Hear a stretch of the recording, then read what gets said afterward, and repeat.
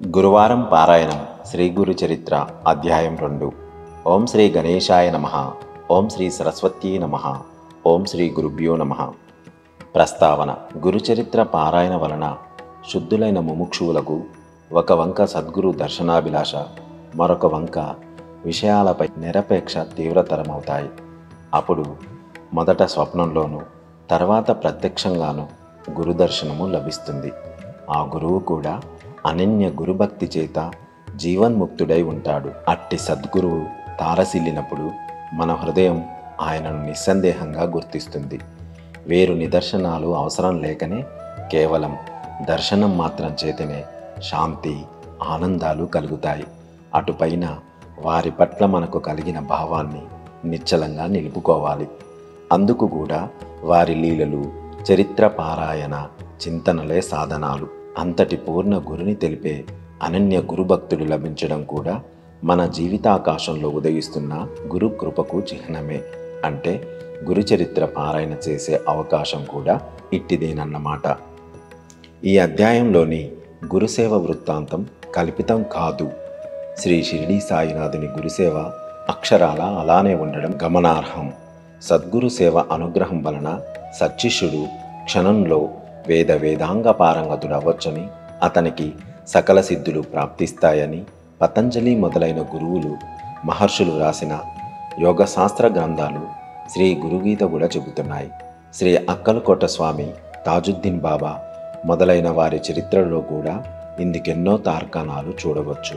కథ ఆరంభము: స్వప్నంలో జడలు, విభూది, పులితోలు ధరించి దర్శనమిచ్చిన ఆ మూర్తి నామధారకుని మనసుపై చెరగని ముద్ర వేసుకున్నది. ఆయనను ప్రత్యక్షంగా దర్శించాలన్న ఆవేదన అతనిలో తీవ్రమైంది. అతడు కొద్ది దూరం వెళ్ళేసరికి ఒకచోట కృపాకరుడు, ద్వంద్వాతీతుడు అయిన ఒక యోగి పుంగవుడు కనిపించాడు. ఆయన పీతాంబరము, దానిపై పులిచర్మము, దేహమంతటా విభూతి, జడలు ధరించి ఉన్నాడు. ఆయన సాక్షాత్తు అతనికి స్వప్నంలో కనిపించిన యోగియే. ఆయన దర్శనంతో నామధారకుడికి రోమాంచితమై, కంఠం గద్గదమై, కన్నులు ఆనంద బాష్పాలతో నిండాయి.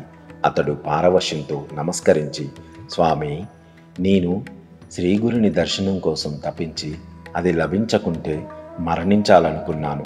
కానీ స్వప్నంలో మీ దర్శనం అవగానే నా హృదయంలో సంతోషం పొంగింది. కనుక నా దుఃఖం పోగొట్టగలవారు మీరేనని స్పష్టమైంది.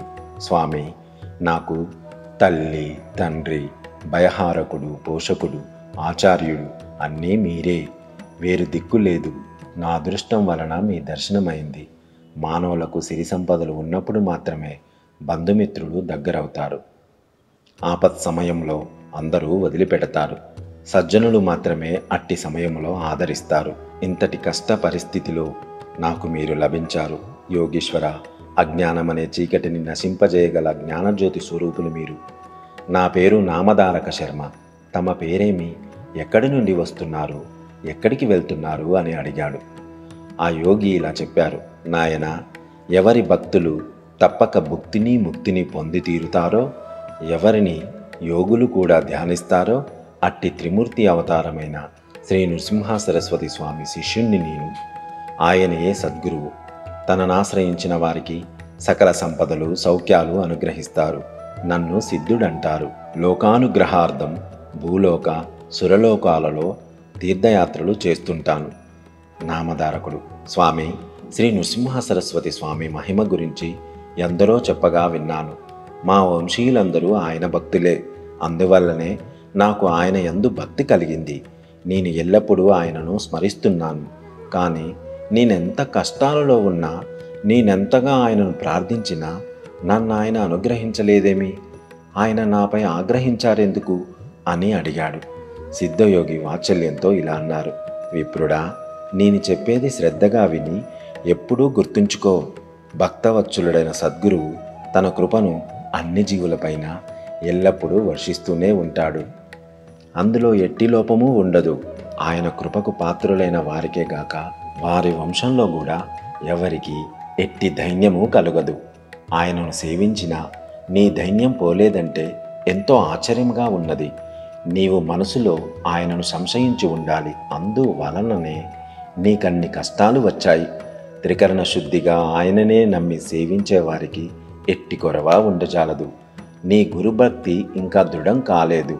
శ్రద్ధ లేనివాడు, సంశయాత్మకుడు ఎవరి చేత ఎన్నడూ అంగీకరించబడడు. శ్రీగురుడు త్రిమూర్తి స్వరూపము. బ్రహ్మ, విష్ణు, మహేశ్వరుడు తమ భక్తునిపై కోపించిన సద్గురువు తన భక్తిని సునాయాసంగా రక్షించగలడు. కానీ ఆ సద్గురువే కోపిస్తే వానిని రక్షించగలవారు మరెవరూ లేరు. అయినా ఆయన ఎన్నడూ ఎవరిపైనా కోపించరు. అలాంటి శ్రీగురుణ్ణి శంకించేవాణ్ణి అనుగ్రహించగలవారెవరు? అప్పుడు నామధారకుడు, స్వామి, సద్గురువు త్రిమూర్తి స్వరూపము ఎలా అయ్యారు అని అడిగాడు. సిద్ధుడు, మొదట పరమాత్మ ఒక్కడే ఉన్నాడు. ఆయన ఒకప్పుడు నేను అనేకమౌదునుగాక అని సంకల్పించి ఈ చరాచర విశ్వమయ్యాడు. అందులోని జీవులను ఉద్ధరించడానికి తిరిగి ఆయనయే సద్గురువుగా అవతరిస్తుంటాడు. అందువలన సద్గురువును తప్పక ఆశ్రయించాలి. శిష్యునికి తత్వజ్ఞానం కలిగించడం వలన, అజ్ఞానం నుండి రక్షించడం వలన, జన్మ పరంపరలను నశింపజేయడం వలన గురువు సృష్టి స్థితి లయాలకు కారణమైన త్రిమూర్తుల స్వరూపమయ్యారు అని చెప్పాడు. అంతట నామధారకుడు, స్వామి, దేవతలు కోపించిన సద్గురువు రక్షించగలవారంటిరే, అదెలా సంభవము? అందుకు తార్కాణమేమి? నా సందేహం తీర్చి నా మనసుకు స్థిరం ప్రసాదించండి అని వేడుకున్నాడు. సిద్ధుడు అతని జిజ్ఞాసకు సంతోషించి ఇలా చెప్పాడు. నీవు బుద్ధిమంతుడవు, మంచి ప్రశ్న వేశావు. మొదట ఒక్కడుగానున్న పరమాత్మ తాననేకమవ్వాలని సంకల్పించాడు. ఆ సంకల్పమే ఈ జగత్తును సృష్టించిన మాయాశక్తి. మొదట ఆ నారాయణుని నాభి నుండి ఒక కమలము, దాని నుండి బ్రహ్మ పుట్టారు. అతడు శ్రీ మహావిష్ణువు యొక్క ఆజ్ఞననుసరించి ఆయన నుండి వెలువడిన వేదాలలో వివరించబడిన రీతిన విశ్వమంతటిని సృష్టించాడు. మొదట బ్రహ్మనిష్ఠులైన సనక, సనందన, సనత్కుమార, సనత్సుజాతులను, తర్వాత ప్రజాపతులైన మరీచి, అత్రి, అంగిరస, పులహ, పులస్త, క్రతు, వశిష్ఠులను సృష్టించాడు. తర్వాత ముల్లోకాలను, దేవతలను, నానా విధములైన జీవరాశిని, మానవులను సృష్టించాడు. వారి వారి పూర్వజన్మ సంస్కారములను అనుసరించి ఉత్తమమైన వర్ణాశ్రమ ధర్మాలను ఏర్పరిచాడు. అలాగే 4 యుగాలను సృష్టించి క్రమ పద్ధతిన వాటిని భూమిపై ప్రవర్తింపజేశాడు.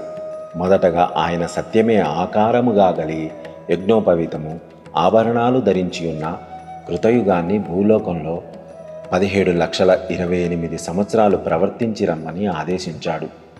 జ్ఞాన వైరాగ్యాలు ఈ కృతయుగ లక్షణాలు. అది పూర్తయ్యాక ఆయన దృఢమైన శరీరం కలిగి ఉండి చేతిలో యజ్ఞ సామాగ్రిని ధరించిన త్రేతాయుగాన్ని పిలిచి భూమిపై 12,96,000 సంవత్సరాలు తన ధర్మాన్ని ప్రవర్తింపజేయమని ఆదేశించాడు. అందుకే ఆ యుగంలో అందరూ ధర్మశాస్త్రం ఎరిగి యజ్ఞయాగాదులను అనుష్ఠించారు.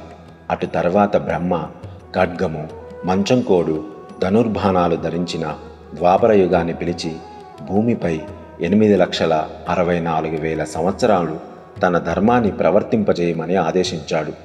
అందుకే ఆ యుగంలో శాంతి, ఉగ్రత్వము, దయా, కాఠిన్యము మొదలైన పరస్పర విరుద్ధములైన గుణాలతో మానవులు జీవించారు. అటు తర్వాత బ్రహ్మదేవుడు కలిపురుషుణ్ణి పిలిచాడు. ఈ కలిపురుషుడు మలినుడు. తగవులంటే అతడికెంతో ఇష్టం. కలి అంటేనే తగవు అని అర్థం. అతడు క్రూరుడు, వైరాగ్యమే లేనివాడు, పవిత్రత అంటేనే గిట్టనివాడు. అతడు తన ఎడమ చేతితో తన మర్మావయవాన్ని, కుడి చేతితో నాలుకను పట్టుకొని ఆనందంతో గంతులు వేస్తూ వచ్చాడు. పిశాచ రూపం గల అతన్ని చూచి బ్రహ్మ నవ్వి వికృతమైన అతని చేష్టకు అర్థమేమని అడిగాడు. కలిపురుషుడు, నేను మానవులందరినీ కాముకులుగాను, జిహ్వాచాపల్యం గలవారుగాను చేసి వారు ఉత్తమ గతి పొందకుండా చూస్తానని ప్రతిజ్ఞ పూనాను. అదే నా ఈ చేష్టకు అర్థం అన్నాడు. అప్పుడు బ్రహ్మ అతనిని భూలోకానికి వెళ్ళి అక్కడ 4,32,000 సంవత్సరాలు అతని ధర్మాన్ని ప్రవర్తింపజేయమని ఆదేశించాడు. అప్పుడు కలిపురుషుడు భయపడి, స్వామి, నేను నిద్ర, కలహము, దుఃఖములంటే ఇష్టపడేవాణ్ణి, సిగ్గులేని వాడను, ఇతరుల వస్తువులను, స్త్రీలను అపహరించేవారు, దంభము, మాత్సర్యము గలవారు, కొంగజపం చేసే దొంగ సన్యాసులు, నమ్మిన వారికి ద్రోహం చేసేవారు, ధర్మాచరణకు అవసరమైన పదార్థాలను నాశనం చేసేవారు, స్త్రీ పుత్ర ధన వ్యామోహాలలో చిక్కినవారు, వేదశాస్త్రాలను నిందించేవారు, శివకేశవులు వేరని తలిచి వారిని దూషించేవారు నాకెంతో ఇష్టలు. పుణ్యకార్యాలు చేసేవారు, ధర్మాన్ని పాటించేవారు నాకు శత్రువులు. ఎందరో ధర్మపరులున్న భూలోకానికి నేనెలా వెళ్ళగలను? బ్రహ్మజ్ఞానులను, భక్తులను, చిత్తశుద్ధితో జపధ్యానాదులు చేసేవారిని చూస్తేనే భయంతో నాకు వణుకు పుడుతుంది అన్నాడు. అప్పుడు బ్రహ్మ, కలే, నీవు భూలోకంలో ధర్మమాచరించే వారిని విడిచిపెట్టి తదితరులలోని అధర్మాన్ని అనుసరించి వారిని లోబరుచుకొని నీ ధర్మాన్ని ప్రవర్తింపజేయి. శివకేశవులొక్కరేనని తెలిసి పూజించేవారిని, తల్లి తండ్రి గురువులను సేవించేవారిని, కాశీలో నివసించేవారిని, గోవు తులసి మొదలైన వాటిని పూజించేవారిని, వేద శాస్త్ర పురాణ స్మృతులను ఆసక్తితో విని వివేకం పొంది ధర్మమాచరించే వారిని నువ్వు బాధించవద్దు. ప్రత్యేకించి గురుసేవయందు దీక్ష వహించిన వారిని, గురుభక్తులను నీవేమీ చేయలేవు. నీవు వారిని బాధించవద్దు. భూలోకంలో మిగిలిన వారందరూ నీవక్కడ ప్రవేశించగానే నీకు లోబడి ప్రవర్తించగలరు అని చెప్పాడు. కలిపురుషుడు, స్వామి, గురువంటే ఎవరు? అతని గురించి మీరు ప్రత్యేకించి చెబుతున్నారే, అతని గొప్పతనమేమిటి అని అడిగాడు. బ్రహ్మ ఇలా చెప్పాడు. గురువు త్రిమూర్తుల స్వరూపము. ఆయనయే బ్రహ్మ, విష్ణువు, మహేశ్వరుడు. అందువలన గురువు సంప్రీతుడైతే త్రిమూర్తులు తృప్తి చెందుతారు. గురువు కోపించిన వారిని ఆ త్రిమూర్తులలో ఏ ఒక్కరూ రక్షించలేరు. గురువు తన శిష్యునికి తత్వం ఉపదేశించి పాపము నశింపజేసి అతని యందు బ్రహ్మజ్ఞానం కలిగించి అతని శాశ్వతంగా దుఃఖం నుండి తరింపజేస్తాడు. అలానే గురువు సంప్రీతుడైతే త్రిమూర్తులు సంప్రీతులవుతారు.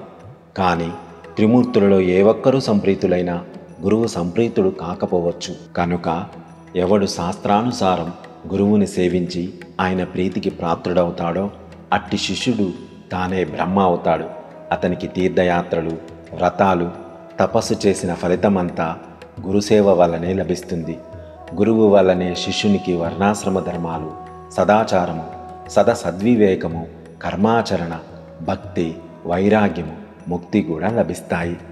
గురువు లేనిదే మోక్షం లభించదు. కారణం, గురువు లేనిదే శాస్త్రశ్రవణము, తత్వశ్రవణము లభించవు. అవి లభించకుంటే మానవులకు నీ వలన భయం తప్పదు. శాస్త్రాలు స్వయంగా చదువుకుంటే అర్థమయ్యేవి కావు. శాస్త్రాలను సార్థకమైన రీతిన వివరించడం సద్గురువుకు మాత్రమే సాధ్యం. అందుకే ఆయన జ్ఞానజ్యోతి స్వరూపము. సద్గురువు సేవ వలన సర్వము సిద్ధిస్తుంది. అందుకు తార్కాణం చెబుతాను విను. పూర్వం గోదావరి తీరంలో అంగీరస మహర్షి ఆశ్రమంలో అనేక మంది సద్బ్రాహ్మణులు, వ్రతదీక్ష పూనిన వారు, తపస్సులు ఉండేవారు. వారిలో పైలుని కుమారుడు వేదధర్ముడనే ముని ఉండేవారు. ఆయనకెందరో శిష్యులుండేవారు. ఒకసారి ఆయన తన శిష్యుల భక్తి శ్రద్ధలను పరీక్షించదలిచి అందరినీ పిలిచి ఇలా అన్నారు. నా పూర్వజన్మ పాపాలలో ఎక్కువ భాగం ఈ జన్మలో తపస్సుతో నశింపజేసుకున్నాను. మిగిలి ఉన్న కొంచెము అనుభవిస్తే గాని తీరదు. ఒకవేళ దానిని నా తపశక్తితో పోగొట్టుకున్నా అది నా మోక్షానికి విఘ్నం కలిగిస్తుంది. అందువలన నేను సర్వపాపహరమైన కాశీనగరానికి వెళ్ళి ఆ కర్మశేషం అనుభవించి దాన్ని నశింపజేసుకుంటాను. అక్కడ నా పూర్వ పాపాన్ని అనుసరించి గలుత్కుష్టి రోగిని, కుంటివాడిని, గుడ్డివాడిని అయ్యి 21 సంవత్సరాలు కర్మఫలం అనుభవిస్తాను. అంతకాలము అక్కడ నాకు తోడుగా ఉండి సేవ చేయగలవారు మీలో ఎవరున్నారు? గురు సేవలో లోపమొస్తే ఏమి ప్రమాదమోనన్న భయంతో శిష్యులంతా మౌనం వహించారు. దీపకుడనే శిష్యుడు ఆయనకు నమస్కరించి, స్వామి, మోక్షానికి విఘ్నం కలిగించే పాపశేషం ఉంచుకోరాదు. కానీ మీరనుమతిస్తే మీ బదులు ఆ పాపం నేనే అనుభవించి మీకు సేవ చేస్తాను, అనుగ్రహించండి అని విన్నవించుకున్నాడు. అప్పుడు ఆ గురువు సంతోషించి, ఆ పాపం నేను అనుభవించవలసిందే, వేరొకరు అనుభవిస్తే తీరదు. రోగి కంటే అతనికి సేవ చేసేవారి కష్టమే ఎక్కువ. అందుకు ఇష్టమైతే నువ్వు నాతో కూడా రావచ్చు అన్నారు. దీపకుడు అంగీకరించి గురువును కాశీకి తీసుకువెళ్ళాడు. అక్కడ వేదధర్ముడు మణికర్ణికా ఘట్టంలో స్నానం చేసి మణికర్ణికకు నమస్కరించి విశ్వనాథుని పూజించాడు.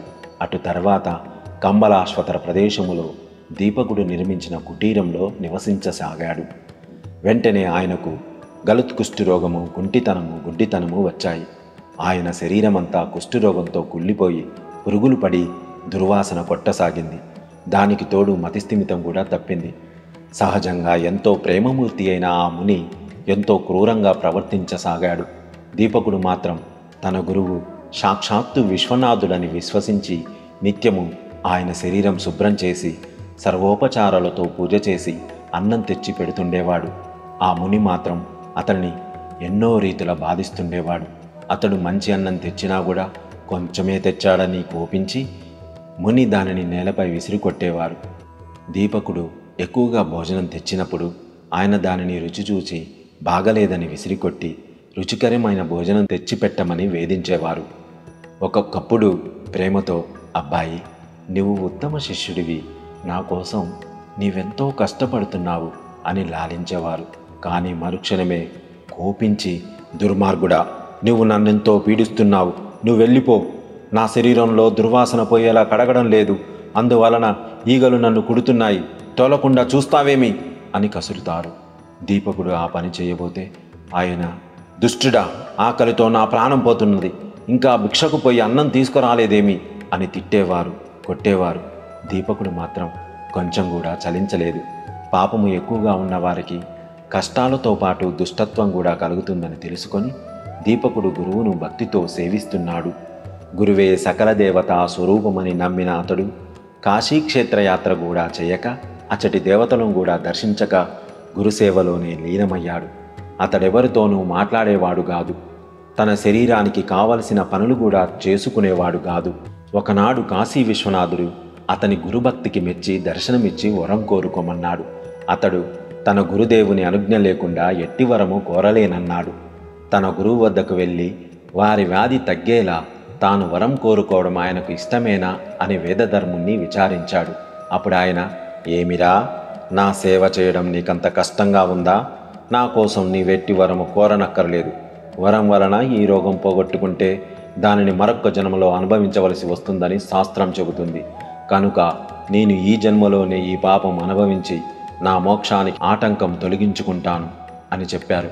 కాశీ విశ్వనాథుడు దీపకుని ద్వారా ఆ విషయం తెలుసుకొని నిర్వాణ మండపానికి వచ్చి దేవతలందరి సమక్షంలో ఆశ్చర్యంతో ఆ విషయం విష్ణుమూర్తితో చెప్పాడు.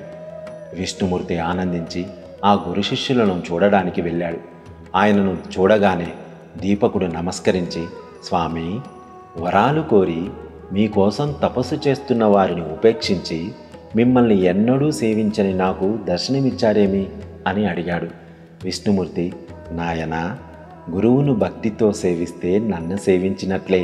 అట్టి శిష్యోత్తమునకు నేను ఆదీనుడను. తల్లిదండ్రులను, విద్వాంసులను, విప్రులను, తపస్సులను, యతులను పూజించేవారు, పతియే దైవమని విశ్వసించి అతని సేవించే పతివ్రతలు కూడా నన్ను సేవించిన వారే అవుతారు అని చెప్పి వరం కోరుకోమన్నాడు. దీపకుడు ఆయనకు నమస్కరించి, గురువే సకల దేవత స్వరూపమని, సకల తీర్థ స్వరూపి అని వేదాలు శాస్త్రాలు చెబుతున్నాయి.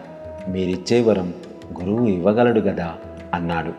శ్రీమన్నారాయణుడు, మేమిద్దరమూ ఒక్కటే, మా ఇద్దరి సంతోషం కోసం వరం కోరుకో, నేను అది ప్రసాదించి ఎల్లప్పుడూ నీ ఆధీనంలోనే ఉంటాను అన్నాడు. దీపకుడు, స్వామి, అలా అయితే నా గురుభక్తి నిరంతరం వృద్ధి చెందేలా అనుగ్రహించు అని కోరాడు. విష్ణువు సంతోషించి, నీవు గురుసేవ వలన తరించావు, నీవి లోకంలోనే బ్రహ్మానందము పొందగలవు, నీవెల్లప్పుడూ నీ గురుదేవుణ్ణి ఇలానే సేవిస్తుండు. వేదము, వేదంగాలు, వేదాంత వాక్యాల అర్థం తెలుసుకొని గురువే పరమార్థమని, పరబ్రహ్మమని తెలుసుకొని గురువుని ఎవరైతే సేవిస్తారో వారికి దేవతలందరూ వశమవుతారు. నిరంతరము సద్గురువును సేవించేవారు కూడా లోకపూజ్యులే. త్రిమూర్తులమైన మా అనుగ్రహం వల్లనే మానవులకు సద్గురువు లభిస్తారు అని చెప్పి విష్ణువు అంతర్ధానమయ్యాడు. తర్వాత దీపకుడి సంగతి చెప్పకముందే వేదధర్ముడు జరిగినదంతా చెప్పి దీపకుని గురుభక్తికి మెచ్చి, చిరంజీవా, నీవు కాశీలోనే నివసించు, అష్టసిద్ధులు, నవనిధులు నిన్ను సేవిస్తుంటాయి, నిన్ను స్మరించిన వారి కష్టాలు కూడా నశిస్తాయి అని ఆశీర్వదించి వెంటనే ఆరోగ్యవంతుడయ్యాడు. కాశీక్షేత్ర ప్రభావం తెలపడానికి శిష్యుణ్ణి పరీక్షించడానికి, స్వధర్మాన్ని బోధించడానికి వేదధర్ముడు కుష్ఠిరోగి వలె కనిపించాడే గాని నిజానికి ఆయనకు పాపం ఎక్కడిది? ఆయన తన శిష్యులను ఉద్ధరించడంలో అమిత కుశలుడు, లోకప్రియుడు, జీవన్ముక్తుడు, ఆదర్శప్రాయుడైన ముముక్షువు తన ప్రారబ్ధాన్ని సంతోషంగా ఎలా అనుభవించాలో సాధకులకు తెలపడానికి, శిష్యుని భక్తిని, నిష్ఠ, ఓరిమిలను, విశ్వాసాన్ని పరీక్షించడానికి మాత్రమే కుష్ఠరోగగ్రస్తుడయ్యాడు. ఇటువంటి గురుసేవ వృత్తాంతాలు అనేకమున్నాయి. ఇవి చెప్పేవారి దోషాలను, వినేవారి పాపాలను కూడా పోగొడతాయి. ఓ కలిపురుష, కలియుగం ఆరంభమవలసి ఉన్నది కనుక నీవు భూలోకానికి వెళ్ళు, కానీ సద్గురు భక్తుణ్ణి నువ్వు కంటితోనైనా చూడవద్దు సుమా అని బ్రహ్మదేవుడు ఆదేశించాడు. అది విని కలిపురుషుడు ఆయనకు నమస్కరించి భూలోకానికి వెళ్ళాడు. గురువు యొక్క మహిమ ఇంతటిదని చెప్పడానికి వీలవుతుందా నామధారక? ఎవరు సాత్వికమైన ఓరిమిని పొంది దృఢభక్తితో దైవాన్ని, భక్తితో సద్గురుని భజిస్తారో వారు తప్పక కృతకృత్యులవుతారు. కాబట్టి నీవు పరమశ్రేయస్సు కోరితే నిస్సంశయంగా శ్రద్ధాన్వితుడవై నరదేహంతో అవతరించిన శ్రీగురుని సేవించు అని సిద్ధుడు చెప్పారు. ఓం శ్రీ దత్తాయ గురువే నమః. శ్రీ శ్రీపాద శ్రీవల్లభాయ నమః. శ్రీ నృసింహ సరస్వత్యై నమః. సర్వం శ్రీపాద శ్రీవల్లభ పరబ్రహ్మ అర్పణమస్తు. సర్వం శ్రీపాద శ్రీవల్లభ పాదారవిందార్పణమస్తు. స్వస్తి.